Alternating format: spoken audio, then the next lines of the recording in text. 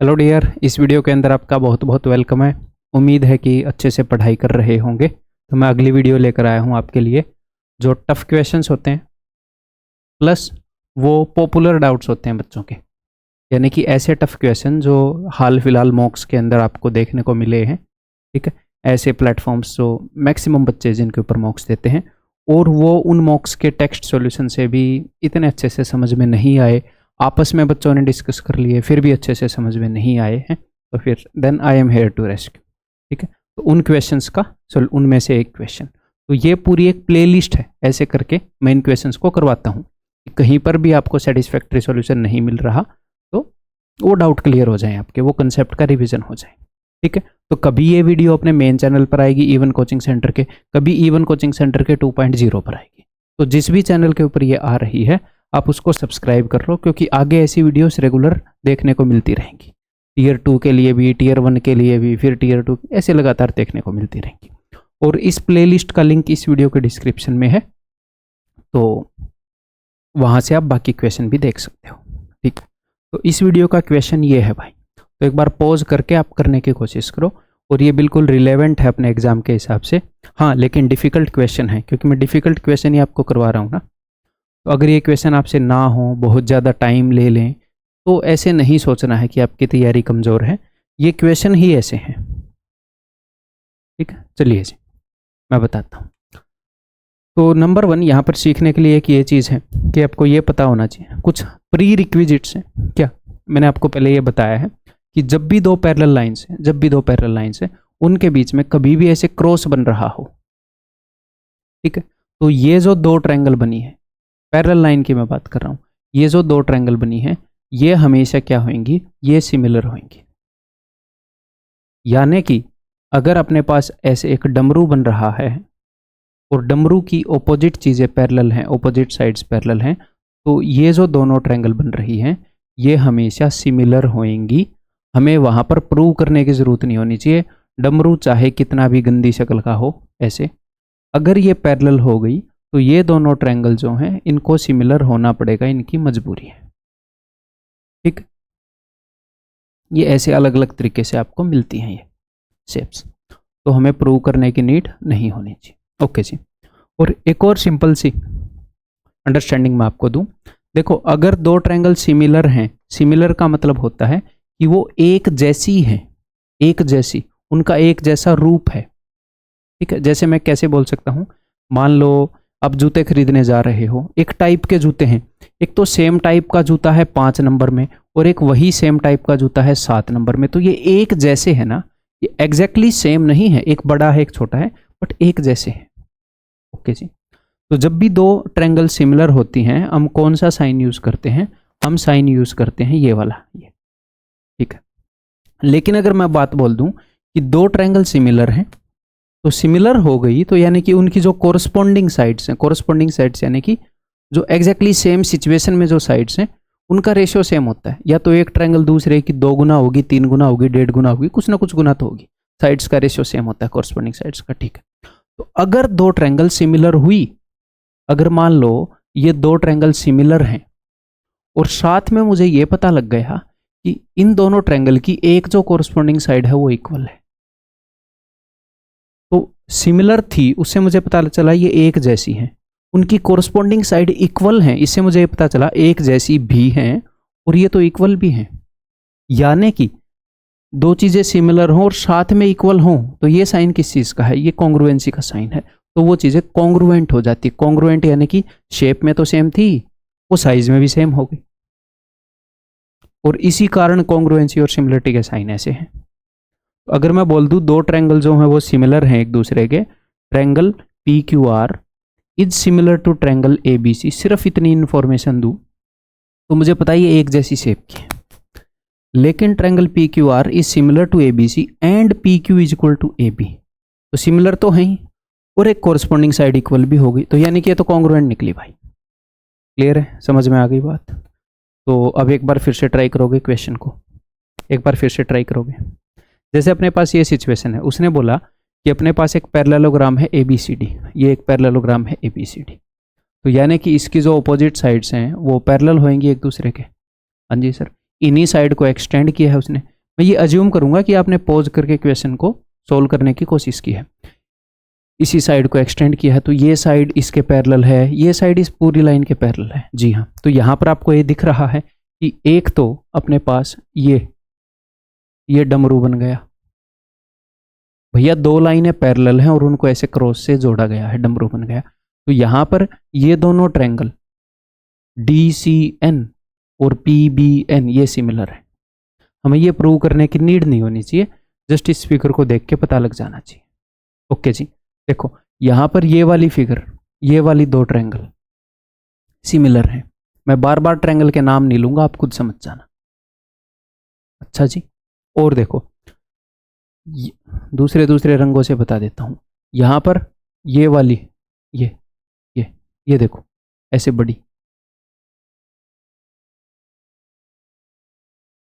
ये जो छोटे वाली ट्रायंगल है ये, और ये पूरी बड़े वाली ट्रायंगल है, ये सिमिलर है। ओके जी, और देखो डमरू कहां पर बन रहा है, यहां पर ये भी एक डमरू बन रहा है,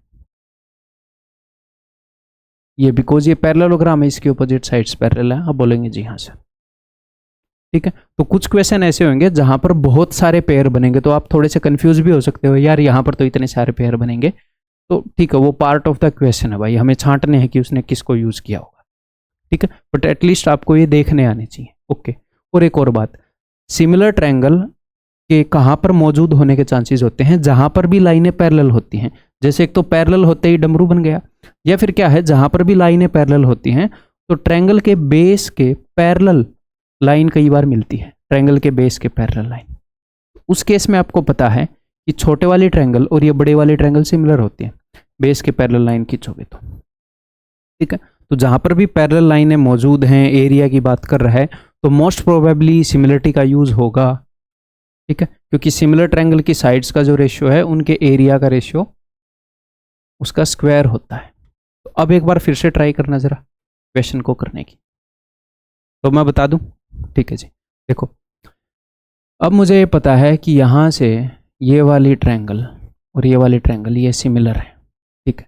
और उसने ये बताया है n मिड पॉइंट है, यानी कि ये बराबर है, और m मिड पॉइंट है, यानी कि ये बराबर है, उसने ये भी बताया, ठीक है। क्वेश्चन पढ़ के आप खुद समझ लोगे। जी हाँ, तो ये दोनों ट्रायंगल सिमिलर हैं, प्लस इनकी कोरस्पॉन्डिंग साइड्स जो हैं वो इक्वल हैं, यानी कि ये तो कॉन्ग्रुएंट निकली, यानी कि इस ट्रायंगल का जितना एरिया है उतना ही इस ट्रायंगल का एरिया, पूरी ट्रायंगल DNC का और PNB का, ठीक है। और मुझे एक और बात पता है, अगर इस पैरेललोग्राम की ये वाली साइड A है तो ये वाली साइड, ये इस ट्रायंगल की ये वाली साइड भी A होगी, कोरस्पॉन्डिंग साइड्स है, और ये A है तो ये भी A होगी। और सिमिलर इसी तरीके से आप ये भी जान सकते हो, यहां पर ऐसे ये भी तो सिमिलर होंगे एक दूसरे के।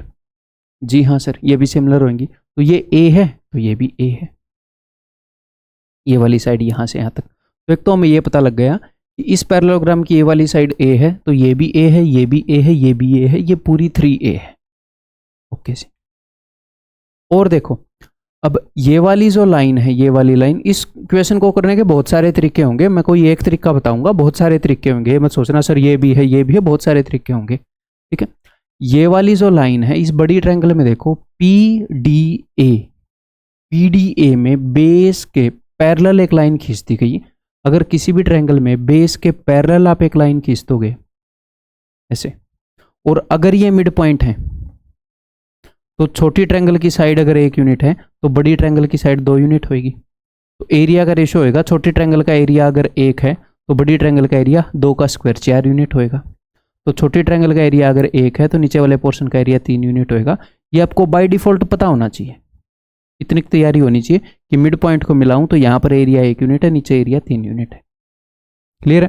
तो अगर इसका एरिया 1 यूनिट है तो इसका एरिया 3 यूनिट होएगा। कौन से का बात कर रहा हूं? इसका। ठीक है जी। उसने हमें पूरे पैरेललोग्राम का एरिया दे दिया ABCD 72 सेंटीमीटर स्क्वायर, यानी कि 3 यूनिट और 1 यूनिट। उसने 4 यूनिट की वैल्यू दे दी 72 सेंटीमीटर स्क्वायर। अब उसने हमसे पूछा है ट्रायंगल QPO, ट्रायंगल QPO इस बड़ी सी ट्रायंगल का एरिया। ठीक है, तो इसको निकालने के बहुत सारे तरीके हैं भाई। इस बड़ी सी ट्रायंगल का एरिया आप ऐसे भी निकाल सकते हो, जैसे यहाँ पर 1 यूनिट एरिया है, यहाँ पर भी 1 यूनिट एरिया होएगा, इस बीच वाले हिस्से का एरिया निकाल दूं। सर बीच वाले हिस्से का एरिया कैसे निकालोगे? ये पूरा 3 यूनिट एरिया है, उसमें से मैं इसका एरिया घटा दूं। या फिर मैं एक और काम कर सकता हूं, जो ऊपर ट्रायंगल DCO है इसी के सिमिलर है ट्रायंगल QPO, ऐसे बन रही है ये।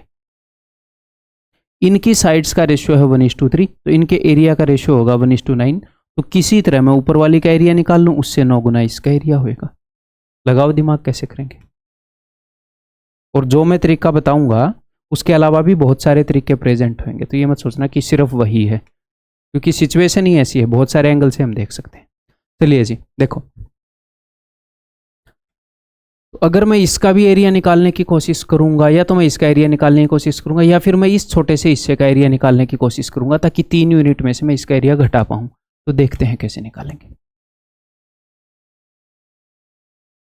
देखो, ये भी मिड पॉइंट है, ये भी मिड पॉइंट है। अगर मैं किसी पैरेललोग्राम के मिड पॉइंट को जोड़ दूं ऐसे, अगर मैं किसी भी पैरेललोग्राम के मिड पॉइंट को जोड़ दूं ऐसे, तो पैरेललोग्राम 2 बराबर हिस्सों में बट जाएगा। अब बोलोगे जी हाँ बिल्कुल बट जाएगा। तो पूरे पैरेललोग्राम का एरिया तो 4 यूनिट था, पूरे पैरेललोग्राम का एरिया 4 यूनिट था। तो ये ऊपर वाले का आधा है, नीचे वाले का आधा है, तो मैं ये भी एक पैरेललोग्राम बन जाएगा, और इसका एरिया है ये। और यहां पर भाई ने डायगोनल्स खींच रखे हैं ऐसे। तो ऐसे जब आप डायगोनल खींचते हो तो एरिया बराबर हिस्सों में बटता है। तो ये भी 1/4, ये भी 1/4, ये भी 1/4, ये भी 1/4। तो इसका एरिया मैं निकाल रहा था, इस पूरे हिस्से का है, पूरे का 4 है, तो उससे हाफ, और उसका 1/4, यानी कि हाफ यूनिट, यानी कि इस हिस्से का एरिया है हाफ यूनिट, और इस पूरे का था 3 यूनिट, तो यहां का हो गया 2.5 यूनिट। सिर्फ मैं इसकी बात कर रहा हूं, इसकी BAMON की बात कर रहा हूं।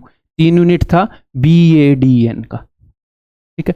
तो अब आप ऐसे कर सकते हो कि 2.5 यूनिट, 1 यूनिट, 1 यूनिट, यानी कि 4.5 यूनिट। 4.5 यूनिट का एरिया निकाल लो। तो ये कितने गुना है? 18 गुना है, तो इसको भी 18 गुना कर दो, हो जाएगा जी 81। बहुत सारे तरीकों से कर सकते हो, 81 है इसका उत्तर, ठीक है। या फिर आप ऐसे भी कर सकते थे कि इसका हाफ है, इसका भी हाफ है, इसका भी हाफ है, इसका भी हाफ है, तो इसका एरिया भी हाफ ही है भैया। पूरे का 4 यूनिट है, फिर इस हिस्से का 2 यूनिट है, उसका 1/4, इसका हाफ है। तो इसका अगर एरिया हाफ है तो इस पूरी बड़ी ट्रायंगल का क्या होगा? अगर इसका एरिया हाफ यूनिट है तो इसका एरिया होगा हाफ इंटू 9, क्योंकि साइड्स का रेशियो है 1:3। तो फिर से 9/2 यानी कि 4.5 यूनिट, फिर से कैसे आ जाना। ठीक है भाई, क्लियर है, समझ में आ गई बात? तो दैट्स ऑल। मैं आगे बढ़ता हूँ, अपना फीडबैक दो, आपको कितने अच्छे से समझ में आ गया, आपके सामने एज ए डाउट इक्वेशन आया था कि नहीं आया था। ठीक है, अगली वीडियो के अंदर मिलते हैं भाई, ऐसे ही पढ़ते रहो। आपका जो पढ़ाई का रास्ता है वो ऐसे चलता रहता है ना, वो ऐसे ही चलेगा, ऐसे ही, मतलब ऐसे ही रैंडम चलेगा। यही एक रास्ता अवेलेबल है ज़िंदगी में कुछ भी करना हो तो। जब भी आपके पढ़ाई में ऐसे डाउन आते हैं, ऐसे नीचे आती हैं चीज़ें, कुछ भी मान लो आप डिमोटिवेट फील करते हो, ऐसा फील होता है कि ग्रोथ नहीं है, मॉक्स में मार्क नहीं बढ़ रहे, कुछ भी कोई और प्रॉब्लम आ गई, तो आप ये मत सोचा करो कि आपके साथ ही ऐसा हो रहा है, आप ये सोचा करो कि ऐसा सबके साथ हो रहा है, और हो भी रहा होता है ऐसा सबके साथ। ठीक है, ये ऐसे ही चलती है ज़िंदगी, कल भी ऐसे ही चलेगी, यानी कि जॉब मिलने के बाद भी तब अलग तरह के डाउन आएंगे। ठीक है, तो जस्ट इसको झेल जाओ। मैं ये नहीं बोला दुखी मत हो, दुखी हो बट झेल जाओ, ये सोच के कि हाँ यार चीज़ें डाउन भी जाएंगी, ऊपर भी जाएंगी। ठीक है, अगली वीडियो में मिलते हैं, बाय बाय।